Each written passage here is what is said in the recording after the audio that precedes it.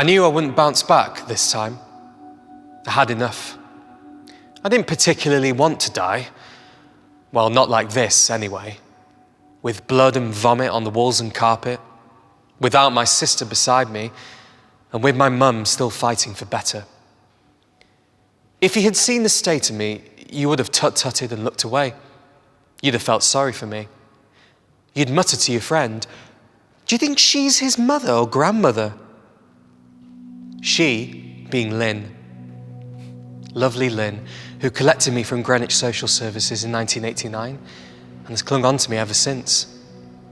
There's not much of me to cling on to, only 42 inches, and that's the bust measurement of most of the ladies who visited me from a variety of care agencies to do what they call personal care.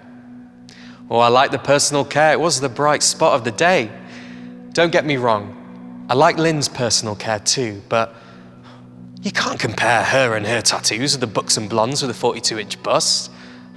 I know, I sound terrible. Someone like me isn't supposed to have cheeky thoughts. And most of the time, I didn't. But just sometimes I did. Sorry about that. I love carrot cake. Well, any kind of cake for that matter. The sweeter, the better. One of the few pleasures in my short life was food. It was a miserable day when the tube was inserted. That had to be the beginning of the end. Lynn, bless her, used to put a few crumbs of cake on my lips.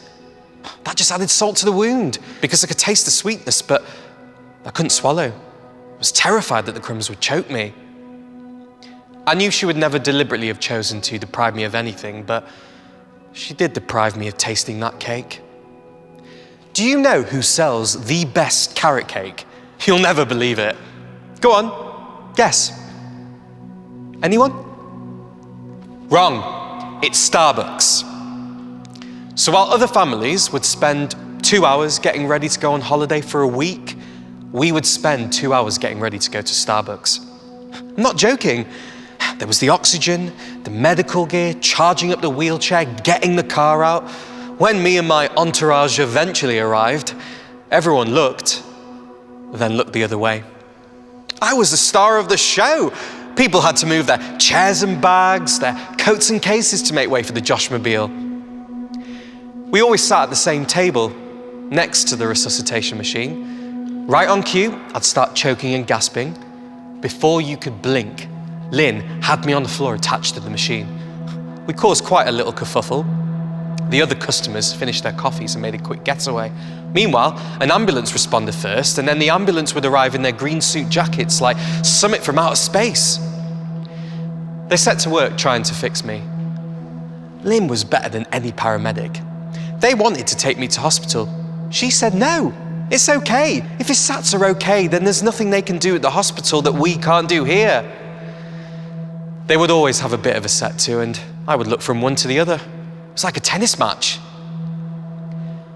Eventually, Lynn got a letter from the hospital to say I was on a palliative care program and there'd be no point bringing me in. Once she got that, it seemed to satisfy them, and they go away empty-handed and a bit disappointed. I was born in London, you know. I was called, don't laugh, Dean. It's a naff name. I had a non-accidental injury as a baby and I suffered extensive brain damage. I was taken away from my parents and fostered. I had a brother and sister, also fostered. It wasn't going to be a doddle to find a foster mum for me, but Lynn's always been a glutton for punishment. She didn't see a twisted, crippled body. She saw a child who needed a mum. For the first time in my life, I was wanted for myself. I already had my fair share of drama before Lynn came on the scene. I was born with a diaphragmatic hernia. It means the intestines are in the lungs. I spent 3 months in Great Ormond Street. After surgery, it was predicted I'd be left with a weak chest and some feeding issues, but I should go on to lead a normal life. It must have been later that my mum's boyfriend had bashed me over the head and I was put back in hospital with a cardiac arrest. I was on life support. My parents were arrested and I spent a year fighting for life, but according to the doctor, I was very broken. To begin with, Lynn lived with Paula. They were a couple. Paula had adopted Charlie and Lynn adopted me. They'd been together nearly 10 years. Now, same-sex couples weren't allowed to adopt jointly in those days, which is why Lynn became my mum. Caused a few raised eyebrows down at the church, I can tell you. Lynn's an ordained Methodist preacher. Now, this was useful, because when they were trying to find another name for me, she dropped a Bible and it fell open at the book of Joshua. Joshua, who fought the great battle of Jericho.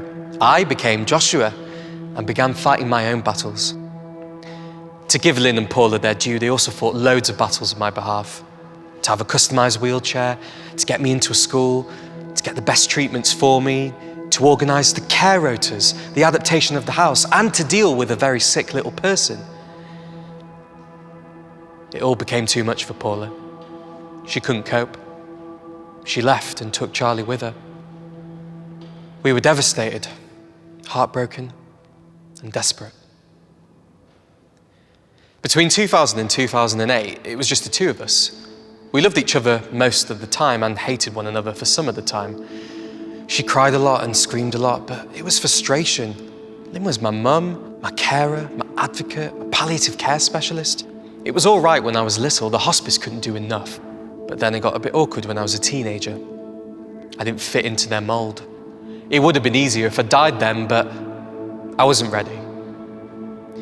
When the professionals wanted to talk to us, they talked to Lynn, never to me.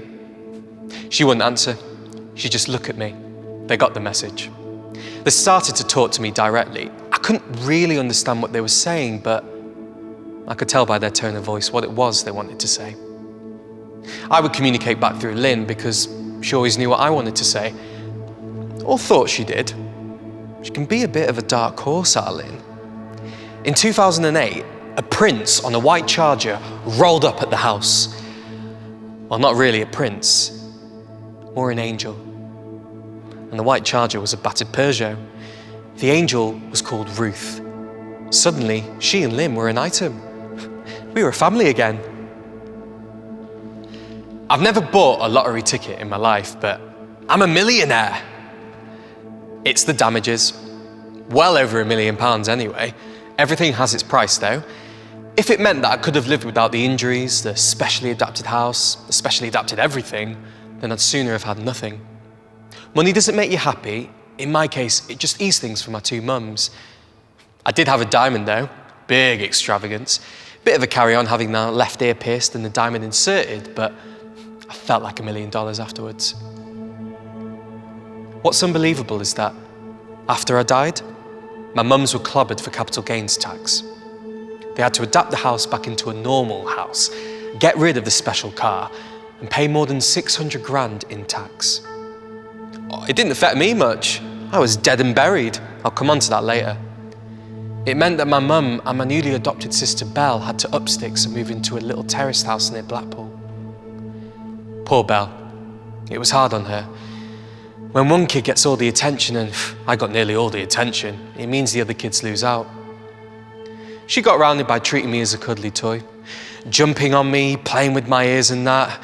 I smiled, but was really gritting my teeth. She took it badly after I died. Had to get help from the hospice. Well, she was the right age, and they are very good at bereavement counselling for children. The really awful thing, though, is that she had to leave the school when she was happy. She didn't deserve that. She never deserved what she got, and it was my fault. If I come across as humorous, that's okay. I tell you though, folks, I'm angry. More than angry, furious. And what am I furious about? I'll tell you. Not so much the incapacity, that's just the way it was, but being deprived of my right to be cared for at the end in a hospice where my needs would have been dealt with by professionals. And my mums could have visited, held my hand, brought me DVDs and other little treats. I was too old for the children's hospice, and the other hospice wouldn't take me. His needs are too complex, they said. All the services are so uncoordinated. They didn't talk to each other. Lynn and Ruth were never off the phone trying to get me some kind of integrated care. It never happened. Oh, they sent nurses to sit with me through the night and do bits and bobs to help out. Yeah, they were generally great, but never the same nurse 2 days running. Lynn and Ruth would give them a photo album. Get to know him, they would say. They took the album with great interest, but as soon as Lynn or Ruth left the room, they were on their mobiles, texting, Facebooking. They were bored. They had to keep half an eye on me, just hoping I wouldn't kick the bucket on their watch. It was all right, but if I'd been in the hospice, I think it would have been tons better. The start of another month, June 2012. I'm giving out. Everything's more laboured. Lynn and Ruth take it in turns to sleep on the sofa. They're exhausted. They snap at one another, they snap at me. They're not eating properly. We're all going downhill, so I guess it's time for me to take my final bow. It's Friday, 29th of June, 2012. The 9 o'clock news has just started, and my breathing's become more rattly than normal. Lynn and Ruth takes one of my hands in each of theirs. I could hear them telling me how much they loved me, how clever and brave I was. I took one last gasp and heard them say, "Well done, you can rest now." I thought, well, that scared you. Here goes. So with what remaining strength I had, I took a huge gulp of air. They both burst out laughing. And then I was gone. They wanted to have a post-mortem because they had to decide whether my birth parents could be prosecuted for murder. They couldn't, because they couldn't prove which of them had forced the dummy into my mouth, bounced me on the floor, and clouted me the hardest. So that was that. As if my body wasn't broken enough already, my brain ended up in the south, and what was left of my body in the north. Lynn did get this phone call asking if they wanted them to send the brain to her so it could be buried with the rest of the body. She told them where to get off. She wasn't interested. I was gone. She was heartbroken. Ruth was heartbroken. And they continued to be so. Poor Belle, she was so traumatized when I was dying at home that she had to be fostered elsewhere for a while. She couldn't come to the funeral. But she held my ashes before they were scattered on the beach at Blackpool. It was so camp. Thank you for listening. Thank you for sharing, and thank you for agreeing to be mindful that a broken body doesn't mean a broken mind. Thank you for agreeing to consider the person and the carers around that person who need love, support, and understanding. And never lose sight of the fact that dying is not a tick box experience. We are all entitled to that same level of care and consideration. In my case, it didn't happen. Most of all though, if there is a God, thank you for giving me those 22 years to help make a difference.